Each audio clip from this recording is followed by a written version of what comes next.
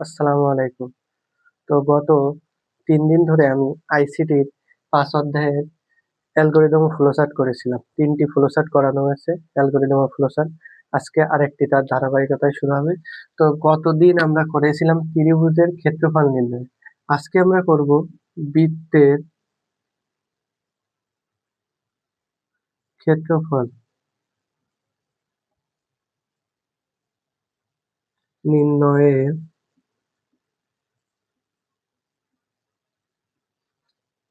Algorithm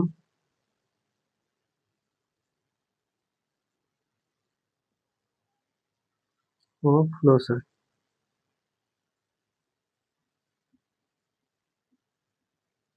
তো এই পাশে লিখি ফ্লোচার্ট,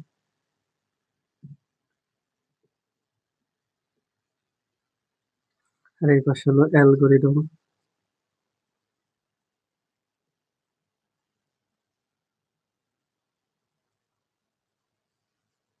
তো ফ্লোচার্টের প্রথমে কি স্টার্ট, আর স্টার্টের কি বৃত্তাকৃতি, ডিম্বাকৃতি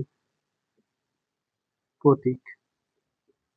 এরপর কি, এর পাশে অ্যালগরিদম মানে ধাপে ধাপে। ধাপ ১ শুরু করি।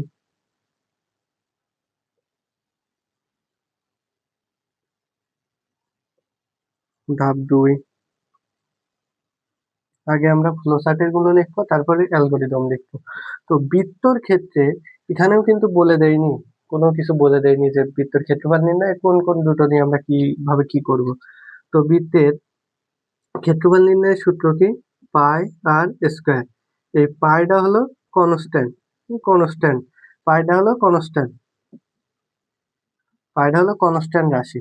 আর হচ্ছে আরটা হলো, ধরো একটা বৃত্ত আঁকলাম, বৃত্তের এই যে মিডল, কেন্দ্র, কেন্দ্র থেকে বৃত্তের এই যে পরিধি পর্যন্ত যে দূরত্ব, মানে হচ্ছে এই যে বৃত্তের এই শেষ পর্যন্ত যে দূরত্ব, এই দূরত্বটাকে কি বলি আমরা, ব্যাসার্ধ। ব্যাসার্ধরে কি দিয়ে প্রকাশ করা হয়, আর দিয়ে। তো এইখানে ক্ষেত্রফল নির্ণয়, তাহলে আমরা ধ্রুবকের তো কোনো চেঞ্জ নেই, পায়ের মান কি 3.1416, চেঞ্জ আছে শুধু আর এর মানে। তো এখানে আমরা আরটাই মেন ফোকাস করবো, আরটাই আমরা ধরবো, পায়ের কনস্ট্যান্ট আমাদের কোনো ধরা লাগবে না। তো ইনপুট করা লাগবে কি আমাদের, তাহলে ইনপুট করা লাগবে আমাদের ইনপুট আর। এখানে কোনো ক্ষেত্রফল আছে, ক্ষেত্রফল নির্ণয়ের সূত্র পাই আর স্কয়ার, আর এর কোনো বলিনি যে এইটাই আর ওইটাই আর, এরকম কোনো মান বলে দেয়নি, এটা আমরা আরটাই ধরে নিলাম যে ইনপুট আর। আর এই ধাপ ২ কি হবে, বৃত্তের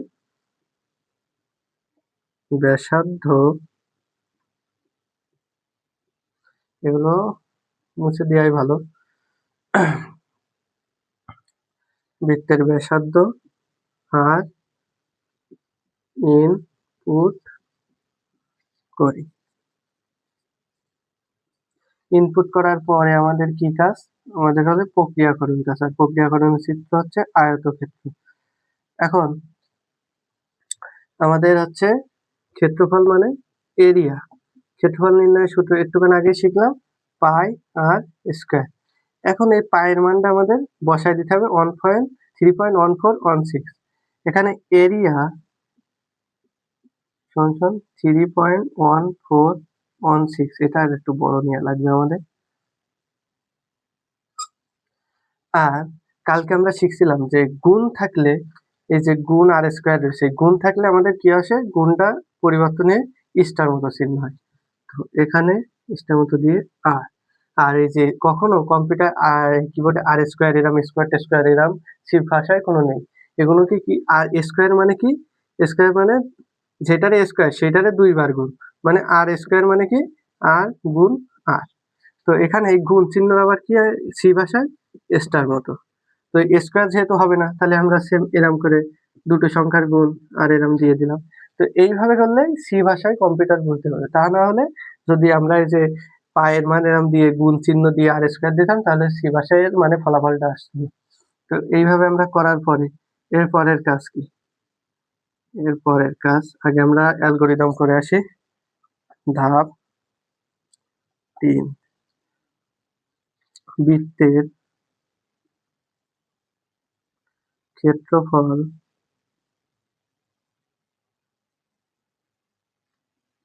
এরিয়া সমান সমান 3.1416 গুণ চিহ্ন দিয়ে স্টার মতো আর ইন্টু আর মানে এই যে এটা কিন্তু গুণ চিহ্ন আমরা স্টার মতো দিয়ে বোঝাচ্ছি আর স্কোয়ার কারণ এই গুণ চিহ্ন কম্পিউটারে সি ভাষায় কোনো বোঝায় না, সেটারে বোঝায় স্টার মতো দিয়ে। আর নির্ণয়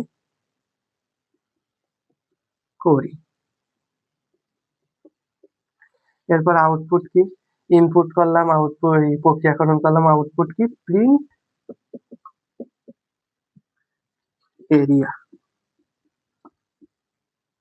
এরপর আমাদের কাজ কি, সব কাজ শেষে আমাদের কাজ হলো শেষ করে দেওয়া, সেটা হলো স্টপ। তো ধাপ 4 আমাদের ফলাফল প্রিন্ট করা, ফলাফল প্রিন্ট করা। আর ধাপ 5 হচ্ছে আমাদের শেষ করা।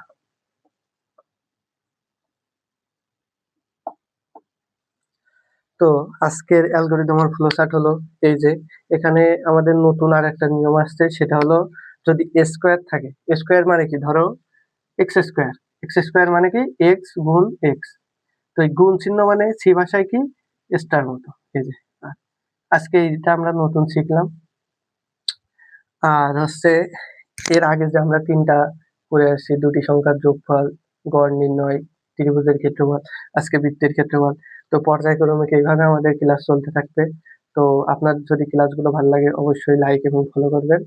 আর ইনশাল্লাহ সামনের দিন আরেকটা কোনো একটা ক্লাস নিয়ে আপনাদের সামনে হাজির হবো। আল্লাহ হাফিজ।